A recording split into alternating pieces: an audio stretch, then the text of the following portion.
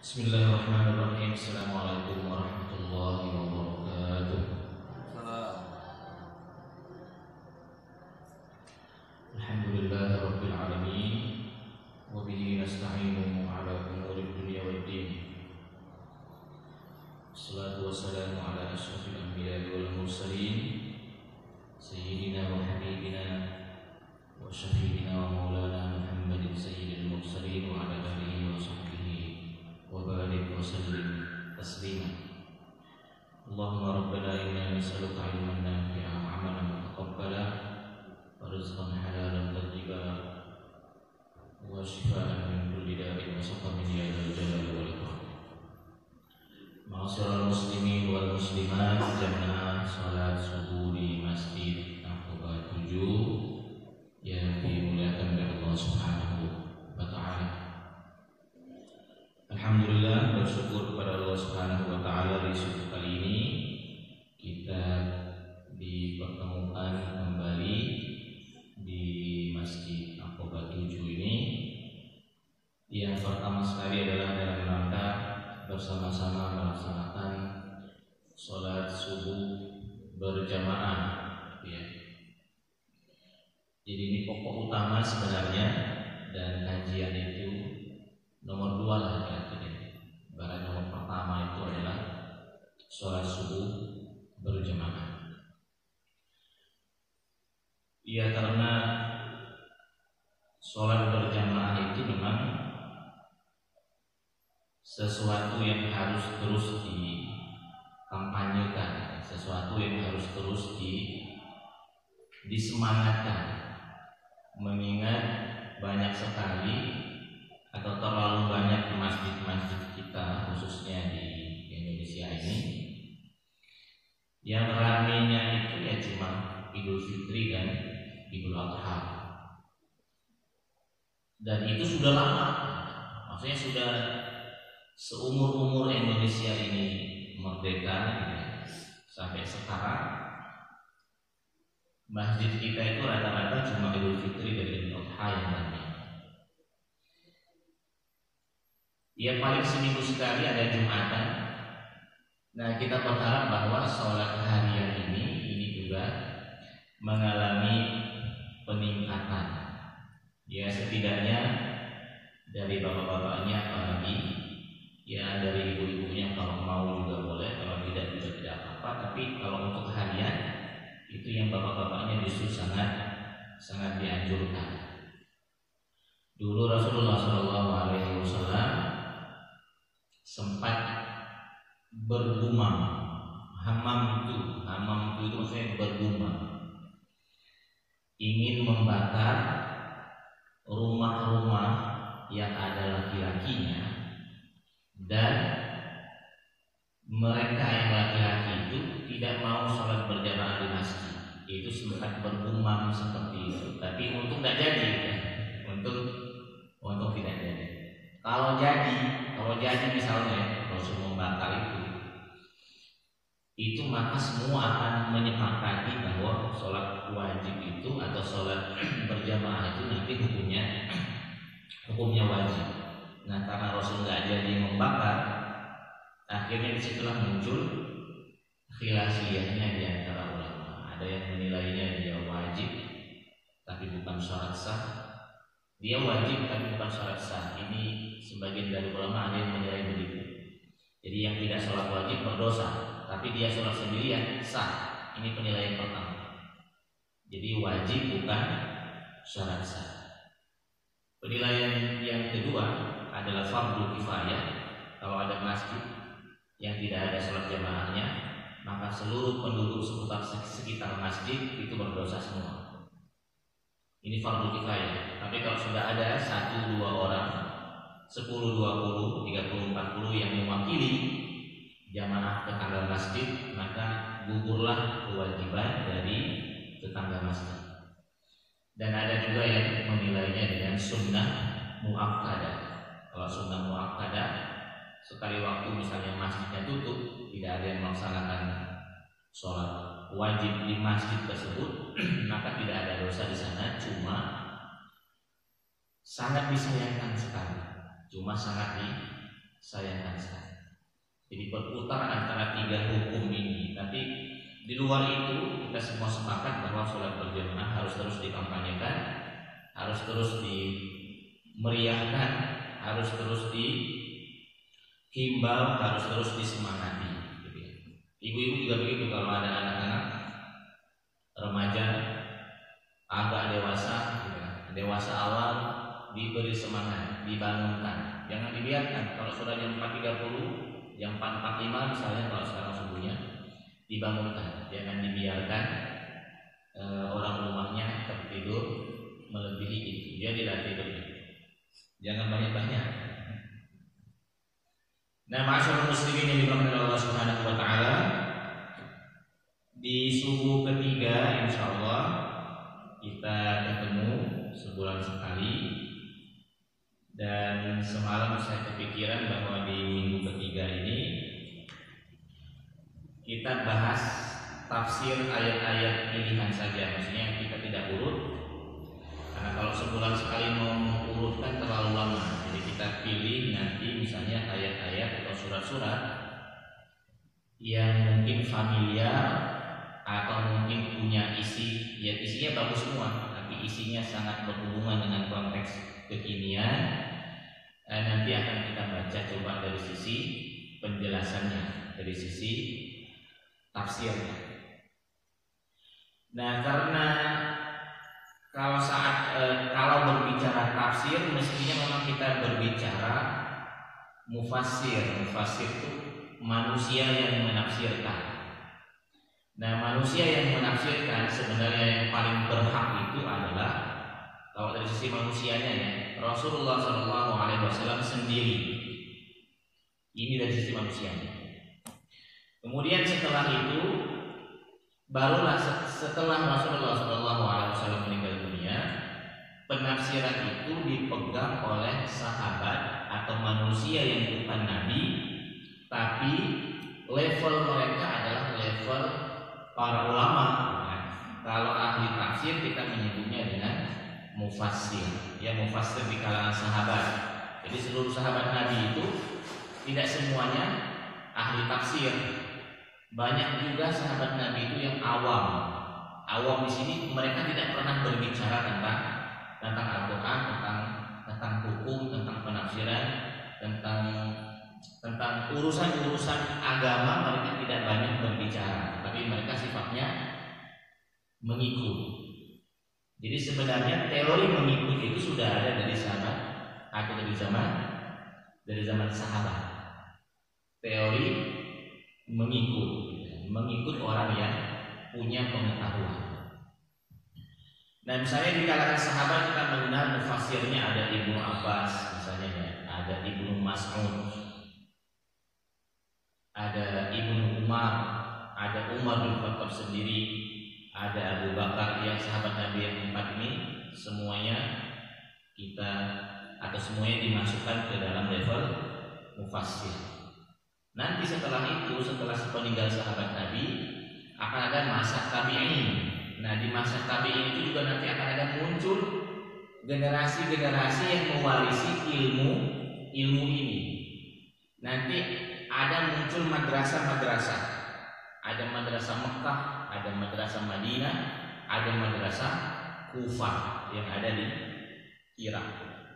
Jadi Irak itu walaupun sekarang ini konflik, dulunya Iran dan seterusnya ya, negeri-negeri itu Asia Tengah itu sumber pengetahuan di zaman tabi'in. Mulai dari zaman tabi'in sudah menjadi sumber pengetahuan. Nanti ada Tawus, ada Mujahid, ada Qatadah, ada Atha, ada Ikrimah dan seterusnya.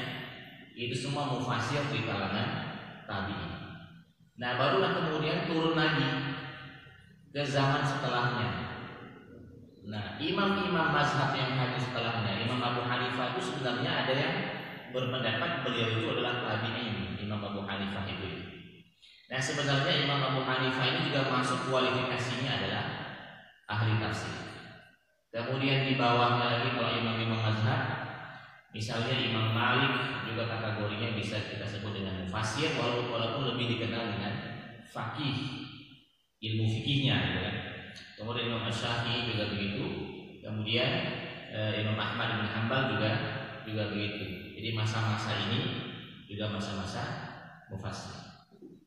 Nah, terus akhirnya sampai ke kita sekarang ini, sampai ke zaman 2021 ini, perkembangan ilmu pengetahuan tafsir terus berkembang dan temanya atau pokok yang dibicarakan tetap objeknya adalah Al-Quran, tapi dari sudut pandang yang berbeda. Kalau sekarang ini per 2021 ini lagi tren-trennya misalnya tafsir sains. Jadi tafsir ilmu pengetahuan. Misalnya bagaimana menggali ilmu pengetahuan tentang perputaran matahari dan bumi, misalnya ya lewat kajian ayat-ayat Al-Quran. Bagaimana misalnya kajian Al-Quran tentang perbintangan. Bagaimana kajian Al-Quran tentang ilmu-ilmu pengetahuan saintis. Nah, selain itu juga sekarang ini berkembang kajian-kajian tafsir dalam objek ilmu-ilmu sosial. Jadi ayat Al-Quran didekati selain dari ilmu bahasa Arab, ilmu yang lain-lainnya didekati dengan teori-teori sosial. Misalnya bagaimana Al-Quran memandang tentang perubahan sosial, misalnya ya, bagaimana Al-Quran memandang tentang budaya masyarakat maksudnya ya. Bagaimana Al-Quran berbicara tentang tingkat kemiskinan misalnya ya, atau kekayaan, atau sekarang misalnya lagi masuk juga bagaimana etos kerja misalnya ya, kalau dipandang dari teori-teori Al-Quran. Begitu seterusnya. Jadi Al-Quran didekati dengan pengetahuan yang beragam. Jadi ibaratnya Al-Quran itu adalah kue yang empuk, gitu kan? Kemudian didekati dengan beragam pengetahuan. Misalnya bagaimana Al-Quran berbicara tentang politik. Sekarang ini lagi tren juga bagaimana Al-Quran berbicara tentang politik. Bagaimana Al-Quran berbicara tentang sistem ekonomi. Bagaimana Al-Quran berbicara tentang pendidikan. Banyak sekali skripsi tesis yang isinya adalah misalnya nilai-nilai pendidikan di dalam ayat ini, misalnya ya, nilai-nilai pendidikan di dalam Quran surat Luqman misalnya, itu masyhur sekali skripsi, banyak sekali kita sudah membahasnya. Bagaimana dimulai dengan pendidikan tauhid dan seterusnya, itu semua dibuat kerangka-kerangka teori sehingga akhirnya memunculkan hasil yang berbeda. Nah, seperti itu. Nah, ma'asyiral muslimin, di pagi hari ini kita tidak akan berbicara yang terlalu tinggi terlebih dahulu. Kita berbicara dengan hal-hal yang dekat dengan kita. Kalau tadi saya ngomongnya tentang mufassir, siapa yang menafsirkan? Karena siapa yang menafsirkan itu juga harus memenuhi kualifikasi. Jadi harus memenuhi syarat-syarat dan ketentuannya. Sehingga kalau kita berbicara tafsir, saya pribadi juga tidak akan berbicara atas nama sendiri. Jadi minimal kita akan merujuk ke beberapa referensi yang bisa dipertanggungjawabkan secara ilmiah, minimal ada sumber fisiknya. Misalnya ada tafsir dulunya ya, ada tafsir Ibnu Abbas, itu dulunya belum tercetak.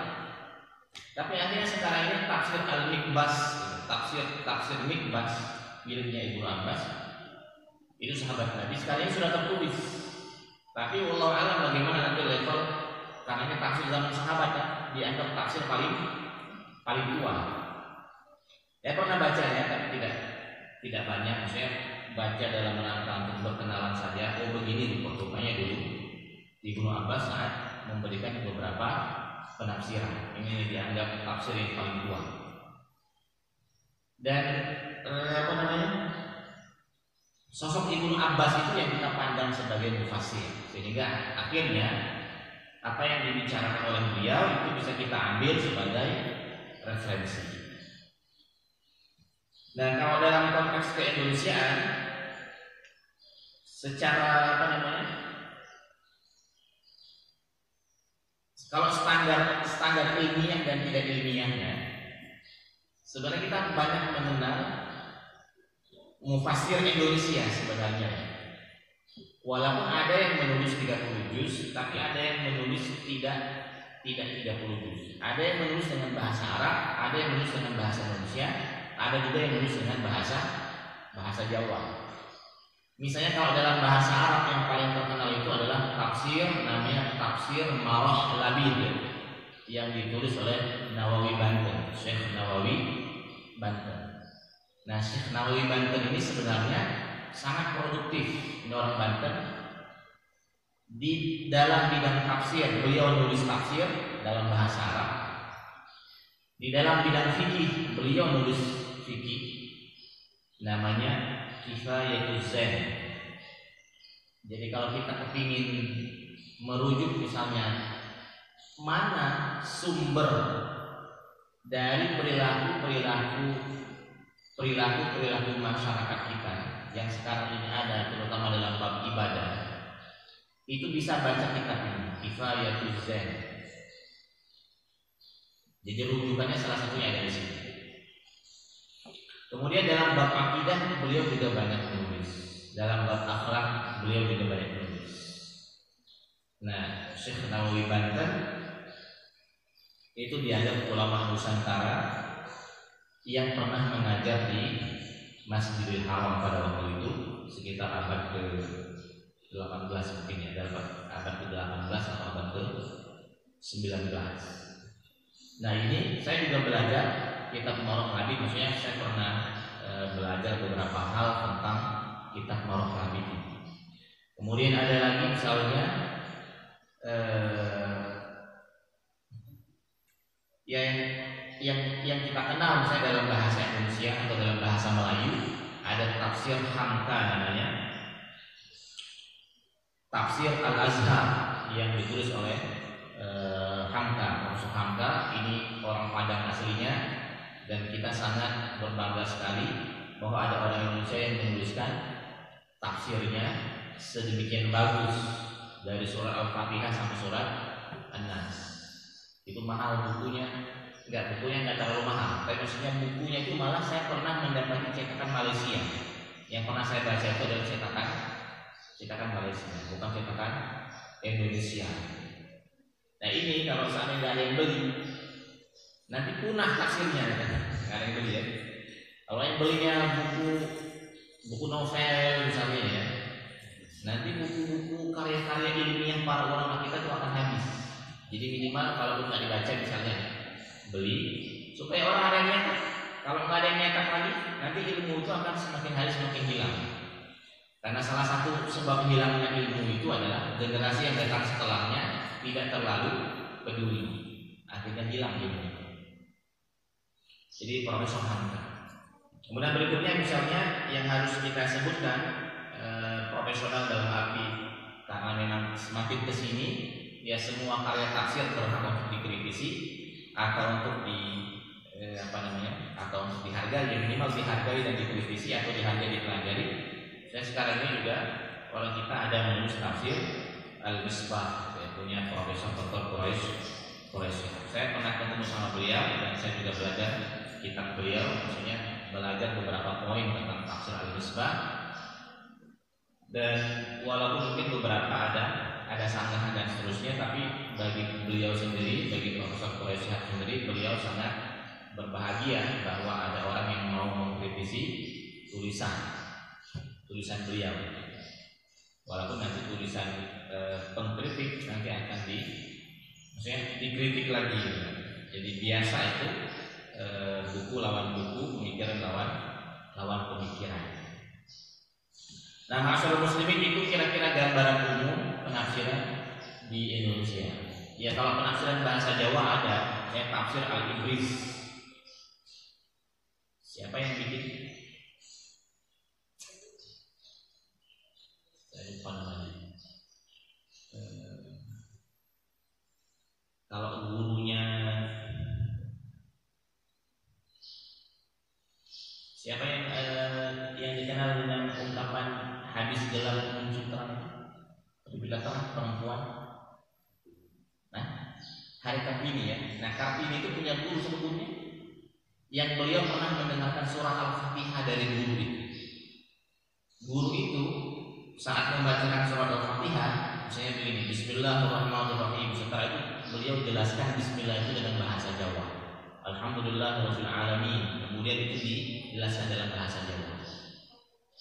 Intinya tafsir Al-Idris namanya.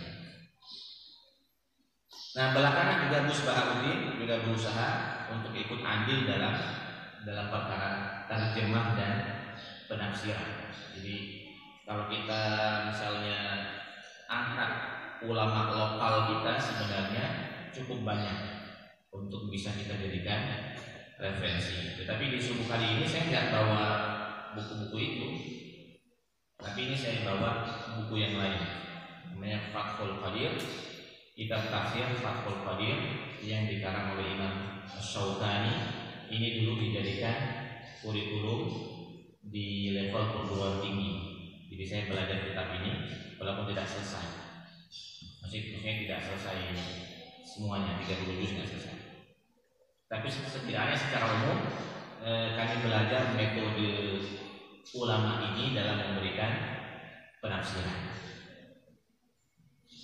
Nah, di pagi hari ini saya ingin kita semua membaca misalnya tafsir surat Wadduha ya. Tadi sudah saya mulai di rakaat kedua kita membaca tafsir surat Ad-Duha. Nah, ma'asyiral muslimin, penamaan surat.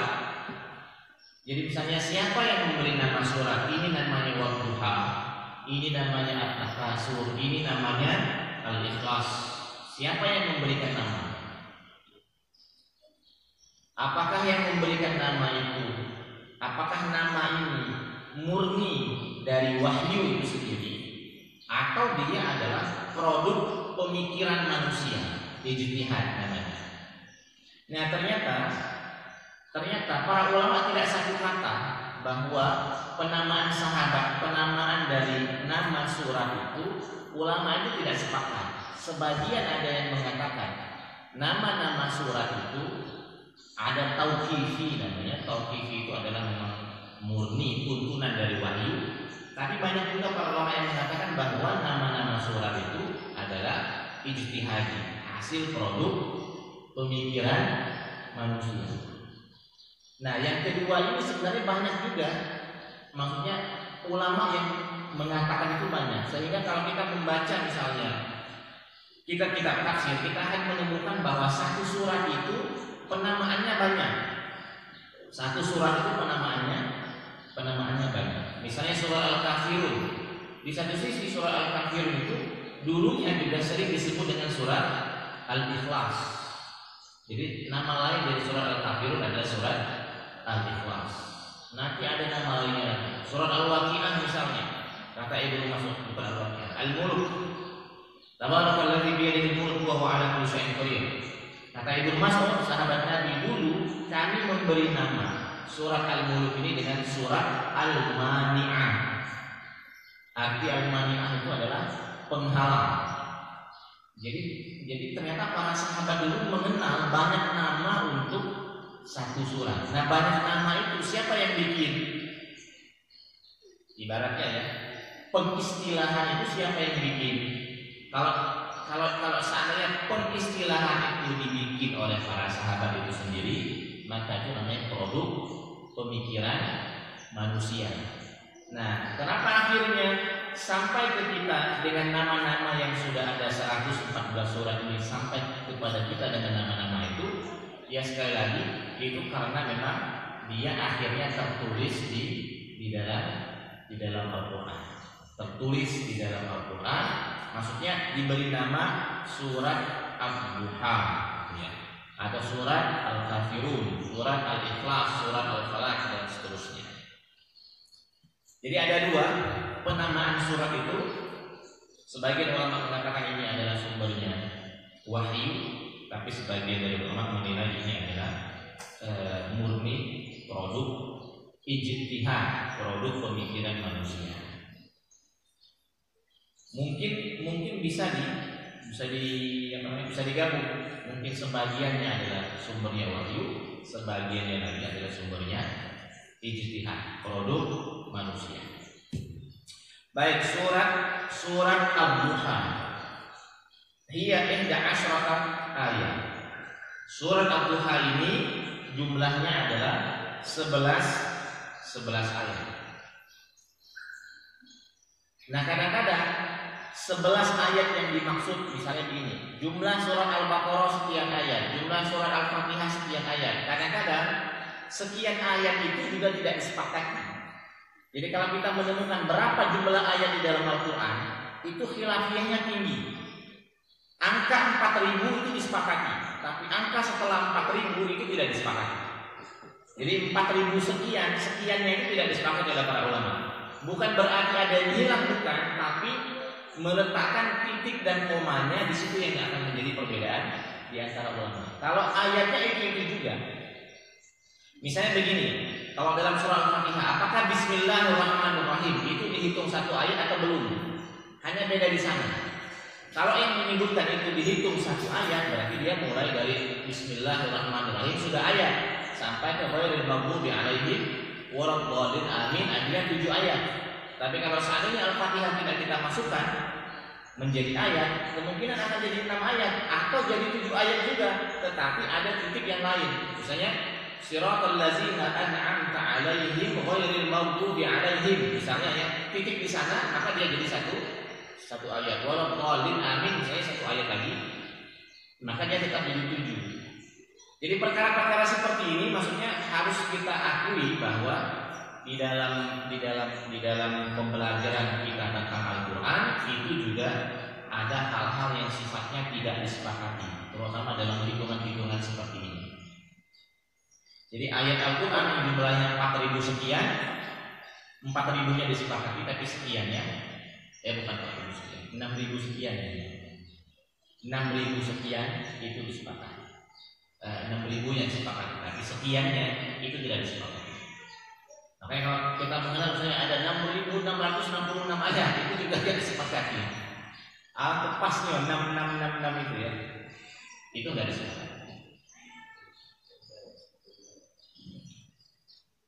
Enggak, kalaupun seandainya mau dihitung, Quran mana dulu yang mau dihitung? Kalau dihitung Quran cetakan sekarang kemungkinan besar akan sama. Karena apalagi misalnya dari satu cetakan, dari Toha Putra misalnya, maka dia akan pakai sistem ayat yang ditulis oleh yang diakumulasi oleh ulama alam misalnya. Nanti akan ada satu kitab lagi yang bagus untuk dibaca dalam rangka meneliti buku ini, namanya kitab Al-Itqan, namanya kitab Al-Itqan karangan dari Imam As-Suyuti rahimahullah wa ta'ala. Wahia makkiyah bila khilaf. Nah, surat Wadduha ini dia turun sebelum hijrah. Namanya surat makkiyah. Mayoritasnya turunnya di Mekah, memang mayoritasnya. Tapi ada juga beberapa ayat yang turunnya bukan di Mekah, tetapi dia turunnya tetap sebelum hijrah. Sebelum Nabi hijrah dengan setelah Nabi hijrah, itu ayatnya itu mempunyai ruh yang berbeda, mempunyai rasa yang berbeda, dan mempunyai konten yang berbeda. Nah, ayat-ayat yang turun sebelum hijrah itu biasanya adalah ayat-ayat tentang keimanan, pemantapan keimanan kepada Allah Subhanahu wa taala dan hari akhir. Tapi ayat-ayat tentang Madinah, ayat-ayat yang turun setelah hijrah biasanya ayat-ayat yang berbicara tentang teknis hidup sebagai manusia atau sebagai sebuah komunitas. Nah, di dalam Al-Qur'an itu yang paling banyak adalah ayat-ayat makkiyah. Di dalam Al-Quran itu dari 114 surat itu mungkin 70%-nya atau bahkan 80%-nya adalah surat yang turun di periode sebelum hijrah. Ini menandakan bahwa perkara keimanan itu melampaui perkara setelahnya. Jadi ibaratnya begini, mengajari manusia ilmu teknis itu agak gampang. ketimbang membentuk kepribadian manusia menjadi manusia yang bagus. Ibaratnya begini, sebelum anak kita merantau kemana-mana, itu gampang sebenarnya. Belajar naik angkot, belajar nawar, belajar hidup di luar, itu gampang. Yang susah itu adalah bagaimana mempersiapkan kepribadian dia, iman yang kuat, jujur, sopan, gitu ya, punya pendirian yang teguh sebelum dia terjun ke masyarakat. Nah, pendidikan itulah yang nanti akan dilihat. Jadi kalau kita melihat misalnya nilai-nilai pendidikan ini, kalau dalam teori pendidikan, nilai-nilai pendidikan yang ada dalam surat Makkiyah, kita akan mendapati bahwa seluruhnya adalah pembentukan karakter, yakin dengan takdir Allah, yakin dengan rezeki, yakin dengan kematian, bahwa akan ada akhirat, akan ada azab kubur, itu semua ini ditanamkan.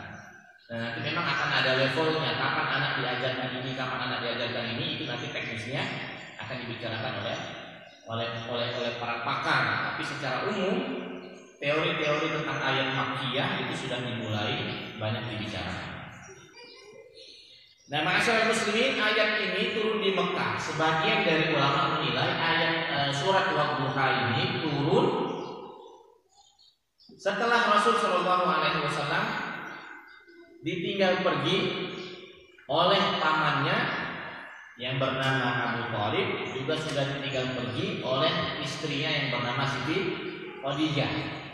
Jadi kira-kira kalau kita ingin menggambarkan bagaimana perasaan Rasul dalam kondisi ditinggal oleh mamangnya yang sudah seperti orang tua sendiri dan ditinggal pergi oleh istrinya, itu kondisinya sebagai manusia biasa mungkin kita bisa menuliskan dalam tanda kutip ya, itu kondisinya sangat terpukul ya bahasanya ya, sebagai manusia biasa, sedih.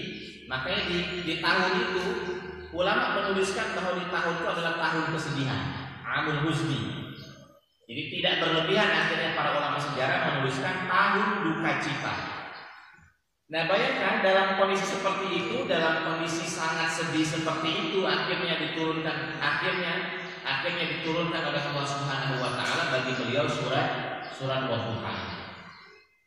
Dalam kondisi ditinggal pergi oleh mama, ditinggal pergi oleh istri, plus yang ketiga, dalam kondisi ternyata pada waktu itu wahyu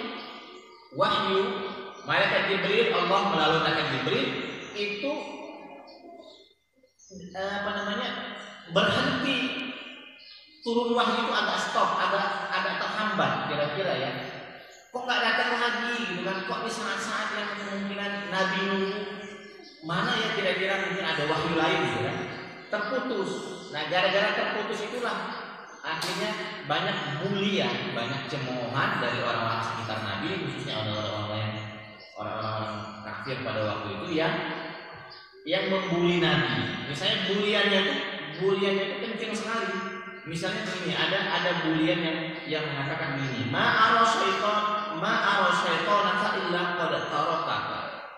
Kami tidak melihat setanmu itu, ini kata seorang perempuan lagi, wahai Muhammad, kayaknya kami tidak melihat setanmu itu kecuali sudah meninggalkanmu. Itu terpukul sekali. Jadi sudah dalam kondisi sedih, memang wahyu agak telat turunnya, ada bulian, dianggap setan kok. Jadi bayangkan sosok Allah, sosok Tuhan yang kita sembah dibuli dengan ucapan setan. Dan setan pada waktu itu sudah dikenal baik oleh orang Arab yang muslim maupun yang non muslim, yang namanya setan itu adalah makhluk jelek. Itu tambah sedih.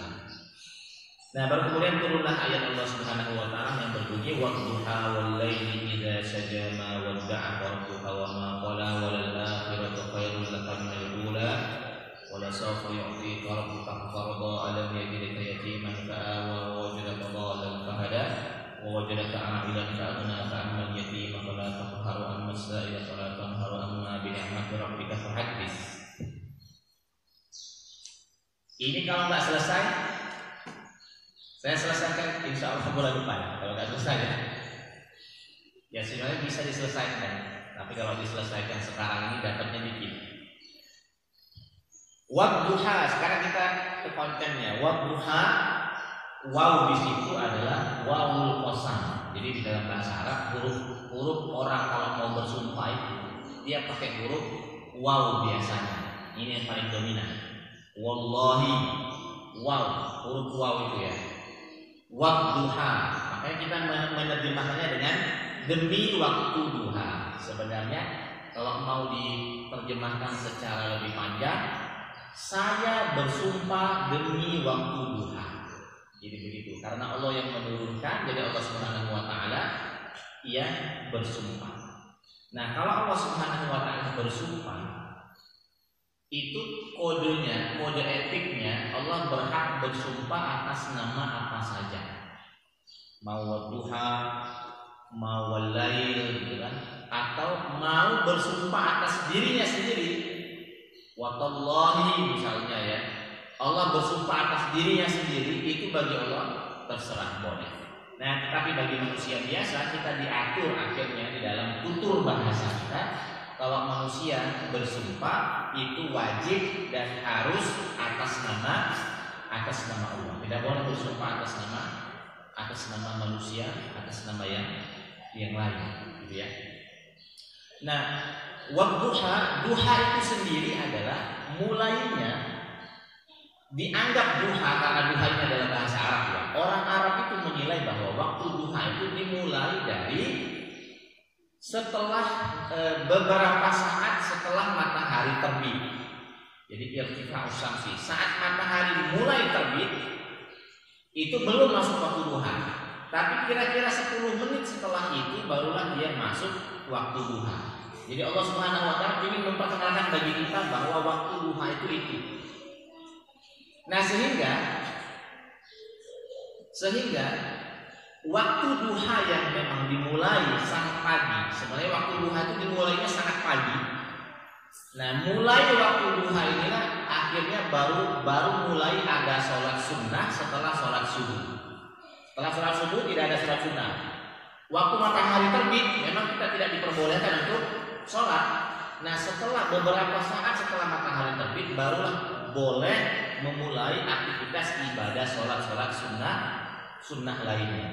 Nah, saat persis matahari setelah matahari terbit itulah nantinya kalau di dalam pembahasan fikih itu nama sholatnya apa? Sebagian ulama menilai itu nama sholatnya duha. Duha di waktu yang paling awal. Itu banyak ulama yang berpendapat seperti itu. Jadi kalau saya mau sholat niatnya adalah niat sholat duha. Tapi ada sebagian kecil harus kita akui ulama yang memberikan penamaan dengan nama syuruk. Tapi bukan berarti syuruk itu adalah saat persis matahari terbit, enggak. Karena seluruh ulama sepakat nggak boleh sholat sunnah saat matahari terbit, itu nggak boleh. Nah, setelah matahari terbit, karena dia dekat dengan terbitnya matahari, akhirnya penamaannya secara penamaan diambil dari kata syuruk. Nah, inilah yang mungkin biasa dilakukan oleh sebagian kita. Yang menurut saya pribadi mau niat syuruk, mau niat duha karena memang waktunya sama, itu mudah-mudahan diterima oleh Allah Subhanahu wa taala karena memang hadis Nabi juga tidak menyebutkan nama sholat itu apa. Nabi hanya menyebutkan man shallal qadata fi jama'atin. Siapa yang sholat subuh berjamaah, kemudian dia duduk dulu, menunggu dulu, berzikir dulu kepada Allah Subhanahu wa taala. Kemudian sebelum keluar saat matahari sudah terbit, sebelum keluar dia melaksanakan sholat 2 rakaat. Jadi hanya menyebutkan melaksanakan sholat 2 rakaat, namanya apa nggak disebutkan. Maka orang itu akan mendapatkan pahala haji dan umroh. Tambah sempurna. Nah, wadduha. Kemudian berikutnya adalah walaili idza saja.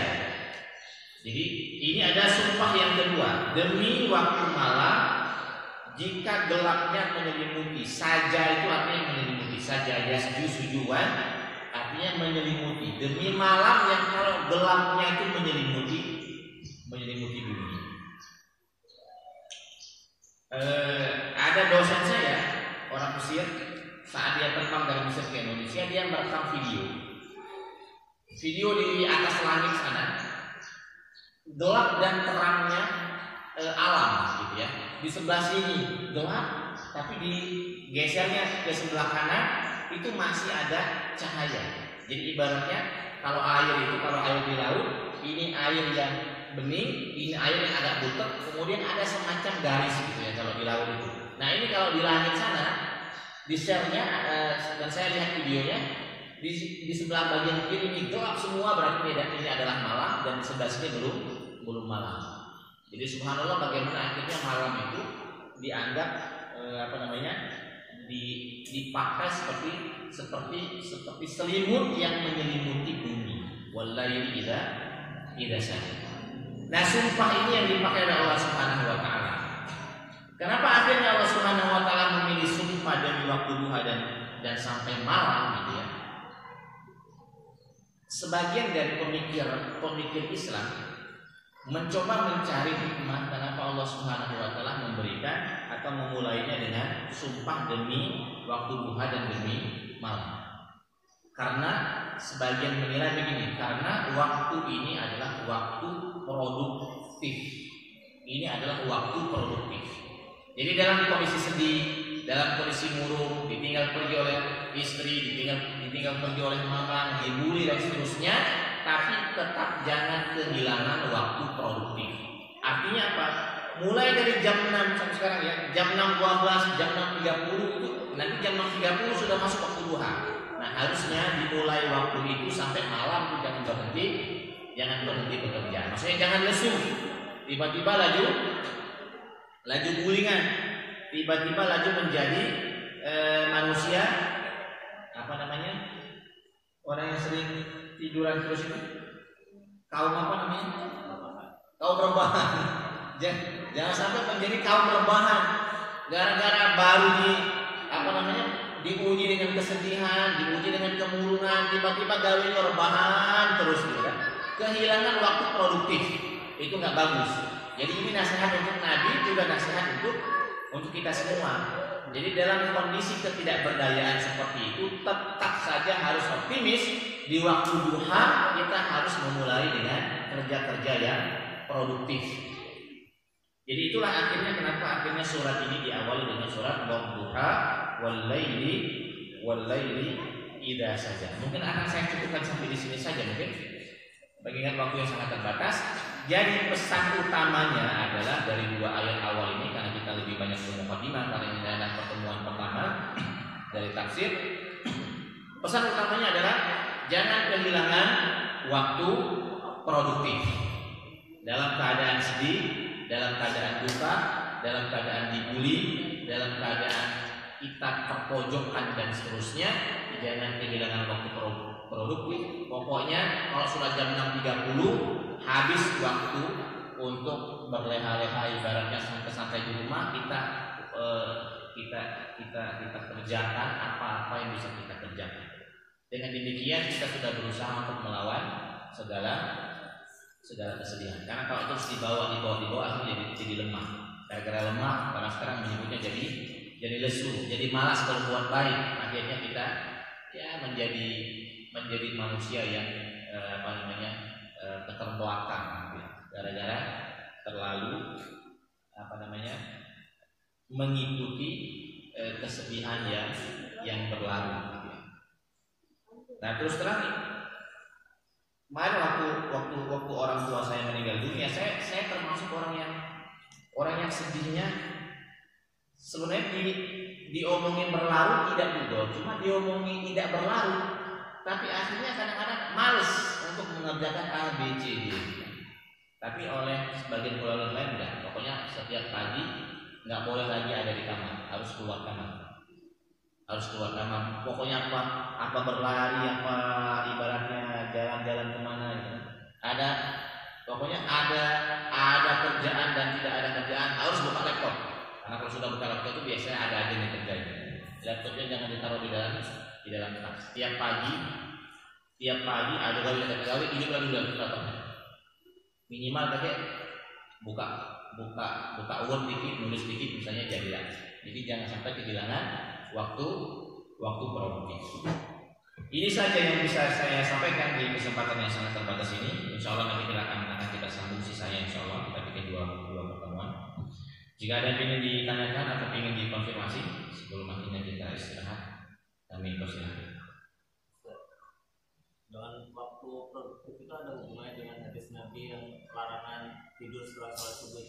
Mungkin. Jadi itu bisa kita tambahkan bahwa tidur setelah atau bukan ini apa namanya?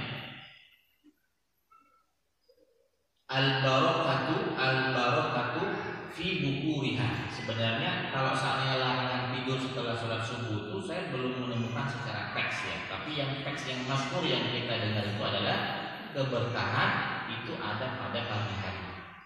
Jadi keberkahan itu ada di pagi hari. Itu warung-warung toko yang di depan kami itu yang ruko-ruko baru itu. Saya lihat itu jam 5.30 sudah mulai buka kan. Jangan-jangan itu tirakatnya bahasanya ya.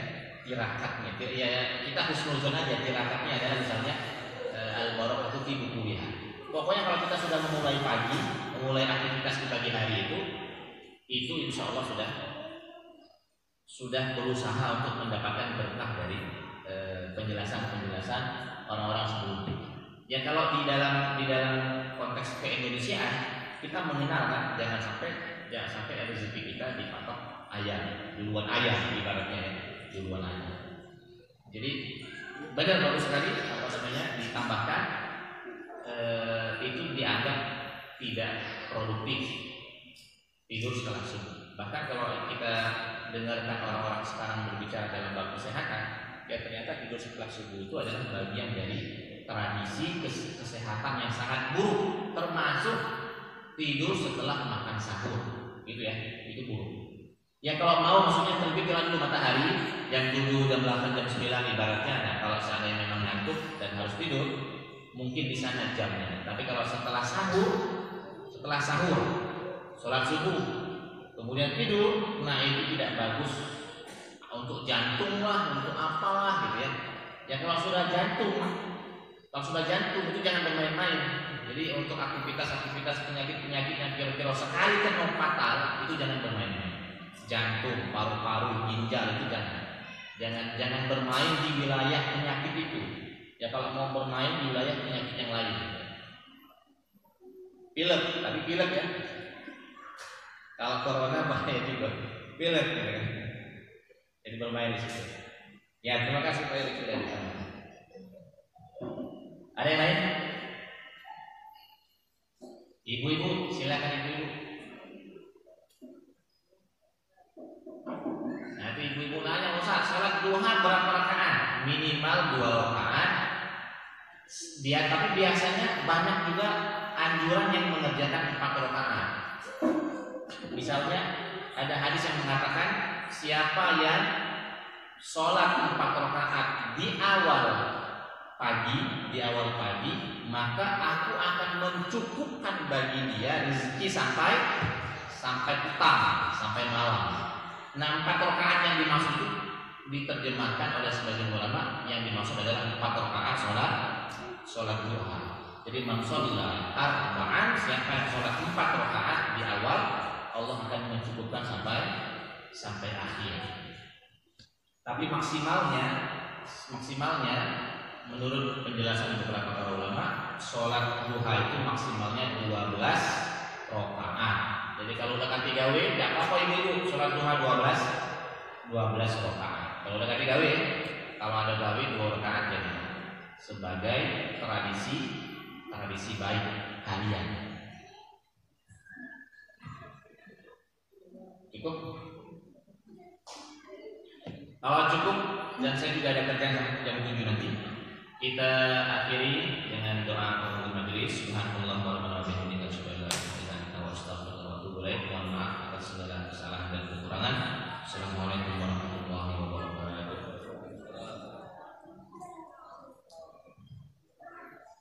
Ada hadiah Ustaz.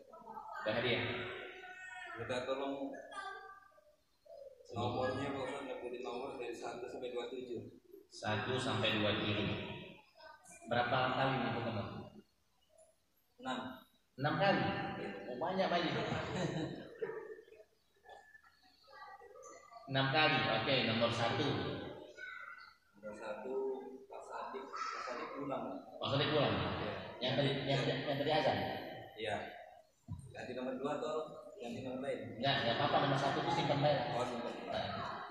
Hadiah untuk yang pertama sekali tadi. Nomor 1. Kemudian nomor 7. Nomor 7 Tadia. Tadia. Ada Tadia? Sini Tadia sini.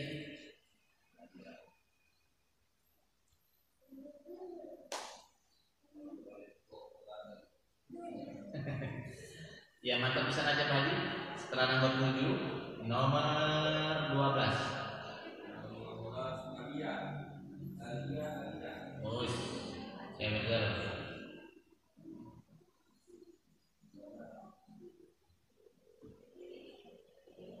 Ini sudah 3 tadi. Atau 3 itu Pak Haji belum? Nah. Kemudian balik lagi kita nomor 3. Mana unggul? Masya Allah.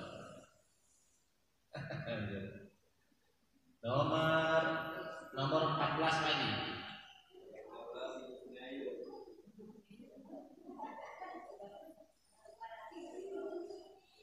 Ya, terima kasih Bu.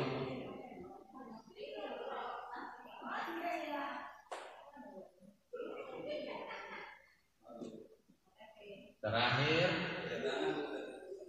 jam tangan.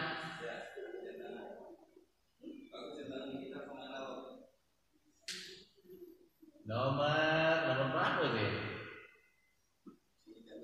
Itu jam tangan lanang. Nomor 2 Pak Haji. Pak Haji sampai ini. Insyaallah. Oke, cukup ya.